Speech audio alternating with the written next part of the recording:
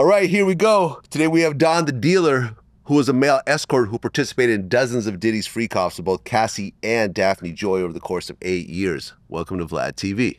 Thanks for having me, man. Well, we have a lot to talk about, but right now, like about an hour ago, the verdict is actually in. Yeah, verdict's in.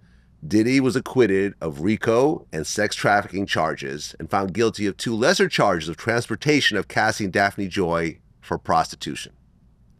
This is seen as a victory for Diddy because all the serious charges he's been cleared of. Yeah. Now, the judge still has to decide if he's going to be released before the sentencing, if he's going to get a bond, which I think he should.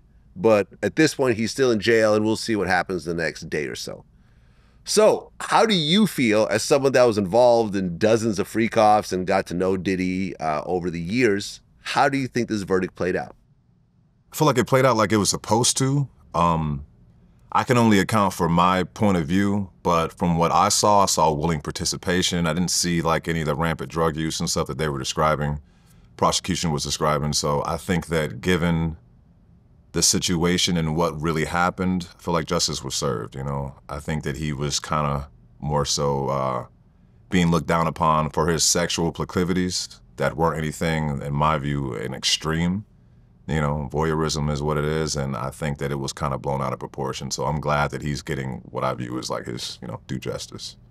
Well, yeah, I mean, the prosecution, by putting Cassie and Daphne on the stand, tried to paint a picture that Diddy was forcing them into these acts. He was controlling them by both force and finances. Right. You know, whether it's the beating of Cassie or saying that you're going to lose your record deal or I'm not going to pay Daphne Joy's rent or whatever else. They try to paint it as that for the sex trafficking and possibly even the RICO, but ultimately those were thrown out.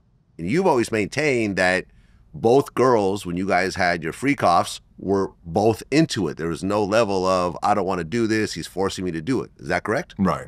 Yeah, his whole thing was he never made any demands. He was always like, act like I'm not in the room. What would y'all do if I wasn't here? And if we were trying to get to a certain point too quickly, he would separate us like, no, you guys go over there. So she was always the one in control.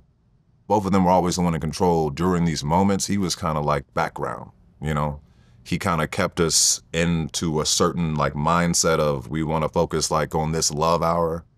But for the most part, it was do what you want to do. So I don't think that he was really, pressuring people or making demands against people's will, again, from my point of view, so.